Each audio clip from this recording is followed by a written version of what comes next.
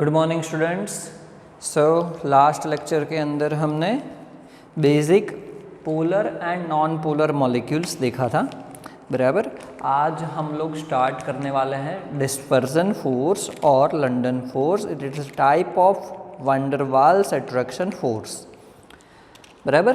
तो बेसिकली अगर यहाँ पे बात कर रहे हैं तो यहाँ पे हम लोग बात करेंगे नॉन पोलर मॉलिक्यूल्स की। तो हम लोग ऐसा बोल सकते हैं कि atoms and non polar molecules. चलो लिखते हैं कि हम लोग ऐसा बोल सकते हैं कि atoms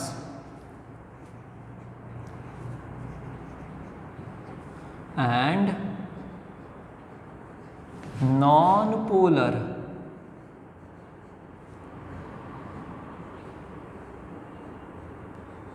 molecules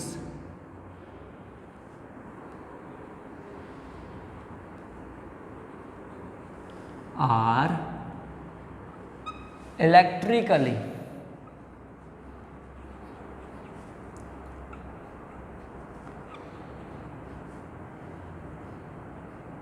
electrically symmetrical.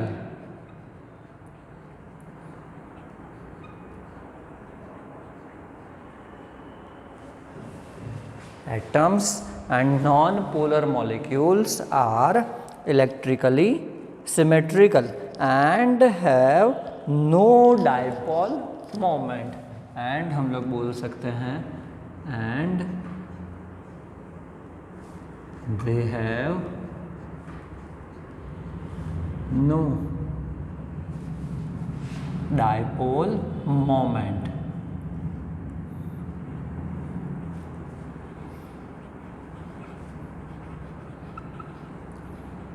Because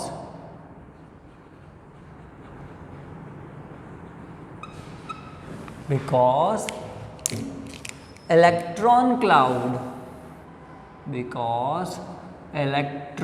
cloud in atom or non-polar molecule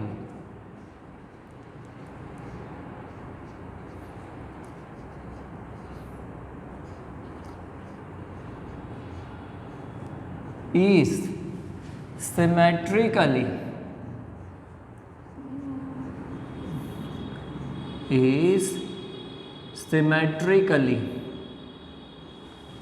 distributed.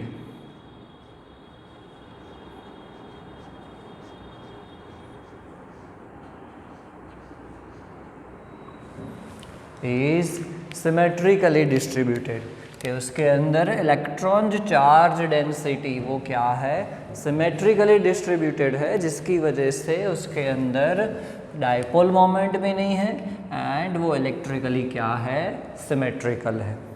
तो सपोज हम लोग ऐसे दो मॉलिक्यूल एटम ले लेते हैं समझने के लिए।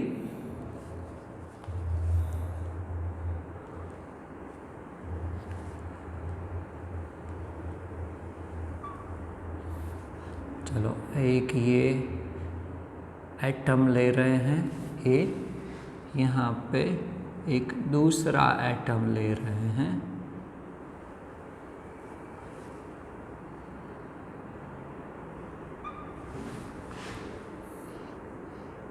बोल देते हैं इसको एटम ए एंड ये है एटम बी। एंड यहाँ पे क्या है, तो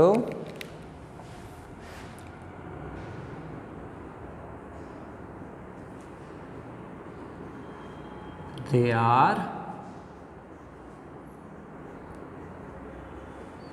electrically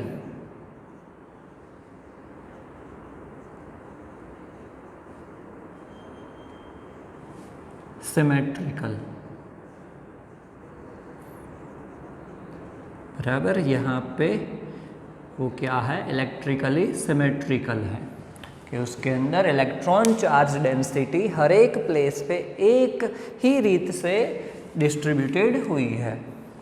ओके, तो जब भी ऐसे कोई दो एटम की जो नॉन पोलर है एक दूसरे के करीब आते हैं, ओके, तो हम लोग लिखते हैं कि when they are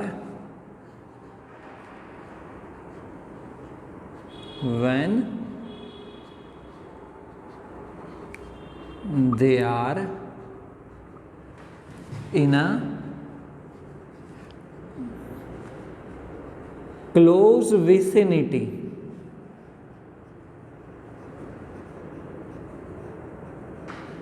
of each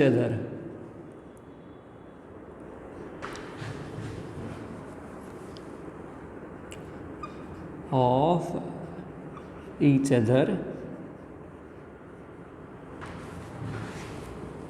electron charge density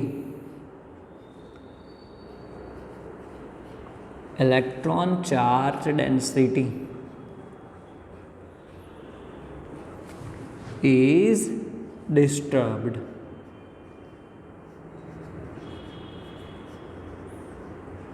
वो डिस्टर्ब हो जाता है इलेक्ट्रॉन चार्ज डेंसिटी की जब ऐसे दो मॉलिक्यूल्स एक दूसरे के करीब आते हैं। तो क्या हो जाता है, इलेक्ट्रॉन चार्ज डेंसिटी की, जो पहले इलेक्ट्रॉन क्या था, एटम इलेक्ट्रिकली सिमेट्रिकल था, अब वो सिमेट्रिकल नहीं रहेगा, इट बिकम्स अनसिमेट्रिकल। यहाँ पे बोल सकते हैं दे become unsymmetrical।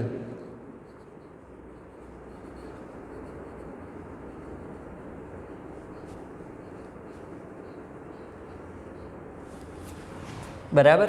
तो क्या होगा वो हम लोग देखते हैं कि जब ये एक दूसरे के करीब आते हैं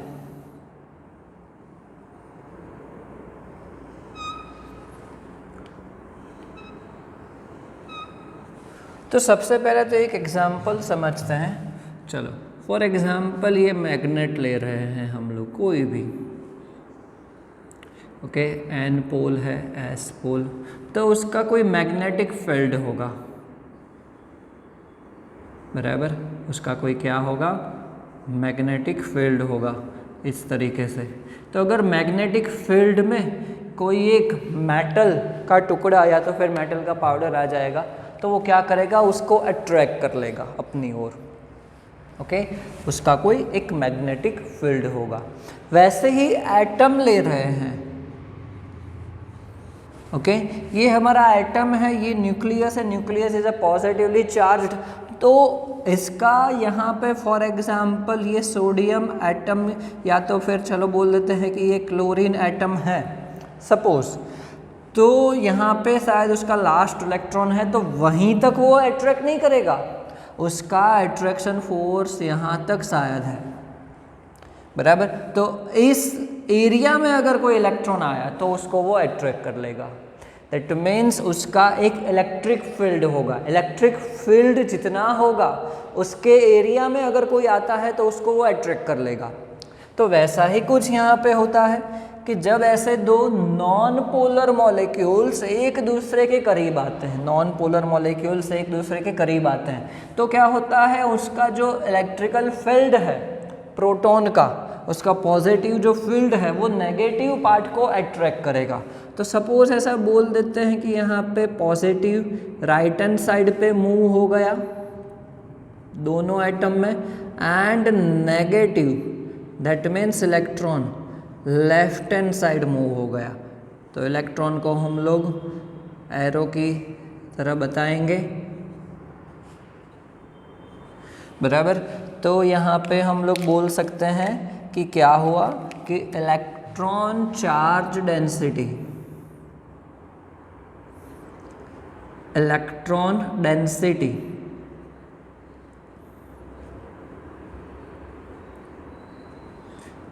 is moved to left side। तो एक्चुअली देखो इससे क्या हुआ है, इससे तो दो पोल जनरेट हो गए, पॉजिटिव और नेगेटिव, जब एक दूसरे के करीब आए। वैसा ही होगा कुछ कि जब ऑपोजिट इसका हो सकता है, दूसरी पॉसिबिलिटी, ये एक पॉसिबिलिटी थी, ये दूसरी पॉसिबिलिटी हो सकती है कि इलेक्ट्रॉन राइट हैंड साइड भी मूव हो सकते हैं।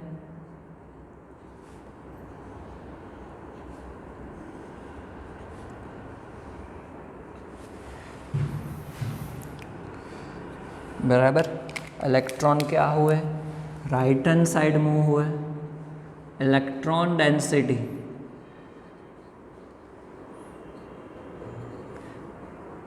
is moved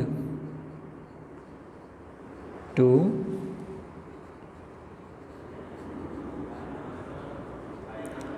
right side.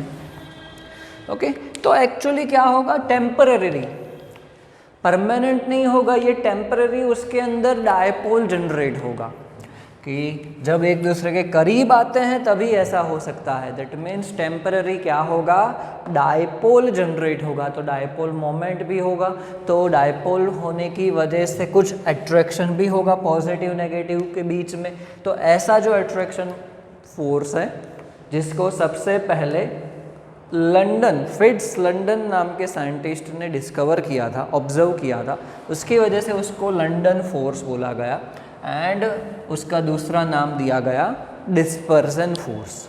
बराबर, उसको दूसरा नाम दिया गया कौन सा, डिस्पर्जन फोर्स। ओके, तो हम लोग ऐसा बोल सकते हैं कि due two electron density changed, okay, change हो रही है, उसकी वजह से क्या होगा कि टेम्पररीली डायपोल जनरेट होगा for short time. This result in a development of dipole. हम लोग यहाँ पे बोल सकते हैं कि this result in a dipole for very short time.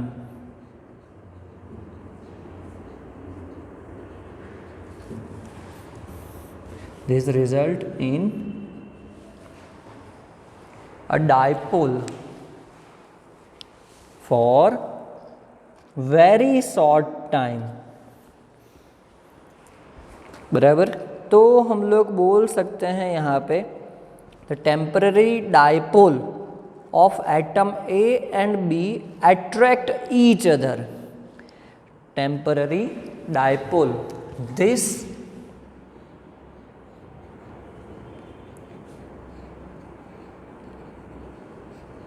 temporary dipole of atom A and B attract each other.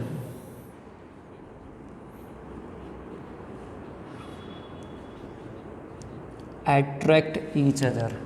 Okay, this type of force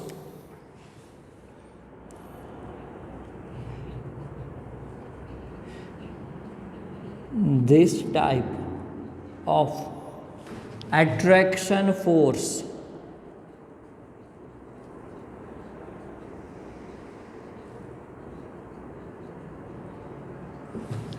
is observed by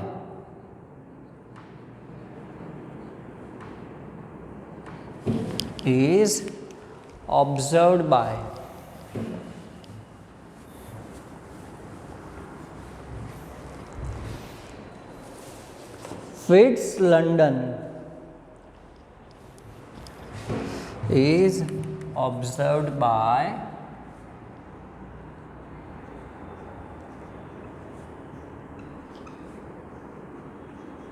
Fitts London.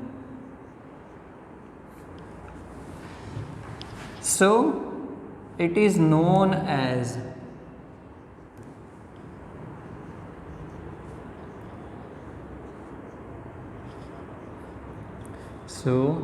It is known as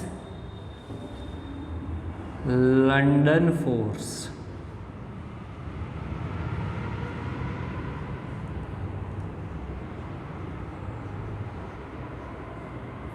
इसको क्या बोला गया? London force बोला गया, बराबर। इसको सबसे पहले फिट्स लंडन नाम के साइंटिस्ट ने डिस्कवर किया गया था, ऑब्जर्व किया था, उसकी वजह से उसको लंदन फोर्स बोला गया। एंड दूसरा भी उसको नाम दिया गया है, it is also known as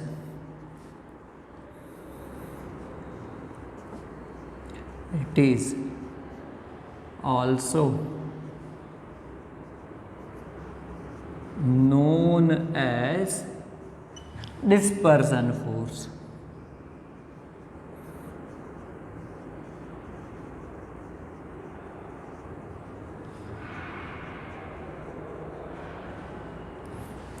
बराबर, उसको डिस्पर्सन फोर्स भी बोला गया। तो एक्चुअली कब ये फोर्स जनरेट होगा कि जब दो एटम एक दूसरे के करीब आते हैं, एक दूसरे के करीब आते हैं तो टेम्पररी डायपोल जनरेट होगा। टेम्पररी होगा, याद रखना, परमानेंट नहीं होगा, टेम्पररी होगा, बराबर। जैसे मॉलिक्यूल्स एटम्स एक दूसरे के दूर चले जाएंगे तो डायपोल भी चला जाएगा।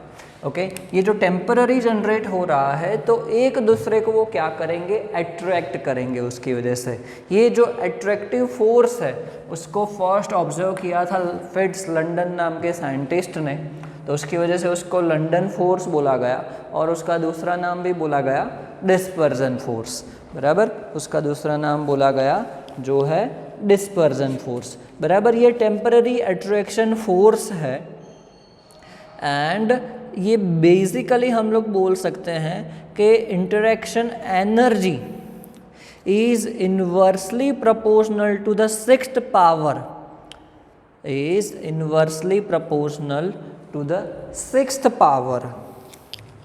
यहाँ पे interaction energy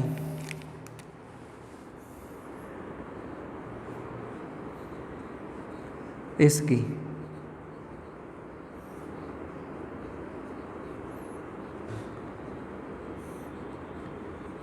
interaction energy is inversely proportional to the sixth power of the distance between two atoms। Okay, तो 1/r⁶, जहाँ पे r क्या है? डिस्टेंस,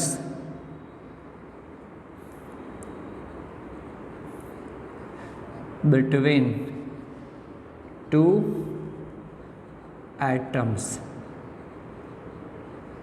or molecules, बराबर। इंटरेक्शन एनर्जी है वो क्या है? आपको ये याद रखना है, एमसीक्यू में पूछ सकते हैं या तो फिर एसक्यू में भी पूछ सकते हैं कि इंटरेक्शन एनर्जी किसके प्रोपोर्शनल में होता है, इन्वर्सली होता है या किसका कितना होता है, बराबर। तो अप्रॉक्सीमेट आपको डिस्टेंस दिया है कि अगर हम लोग ये दो एटम्स ले रहे हैं, बराबर, तो यहाँ के बीच का जो डिस्टेंस है वो तो बोला है कि 1/r⁶ जितना होगा, r डिस्टेंस है, बराबर। तो फिर यहाँ पे अप्रॉक्सीमेटली आपको आंसर दिया है कि 500 पिकोमीटर अगर डिस्टेंस है तो फिर ये फोर्स ऑब्जर्व्ड हो सकता है। 500 पिकोमीटर डिस्टेंस है तो अगर ये फोर्स को ऑब्जर्व कर सकते हैं, बराबर। तो बेसिकली ये जो डिस्पर्जन और लंदन फोर्स उसको बोला गया है वो एक्चुअली नॉन पोलर मॉलिक्यूल्स के बीच में होता है एंड ये टेम्पररी है, याद रखना, परमानेंट नहीं है। जब भी ऐसे दो मॉलिक्यूल्स एक दूसरे के करीब आएंगे तभी उसको ऑब्जर्व कर सकते हैं, बाकी उसको ऑब्जर्व कर सकते नहीं हैं। ओके, तो डिस्पर्जन और लंडन फोर्स यहाँ पे ख़त्म हुआ। नेक्स्ट लेक्चर में हम लोग डाइपोल फोर्स देखेंगे।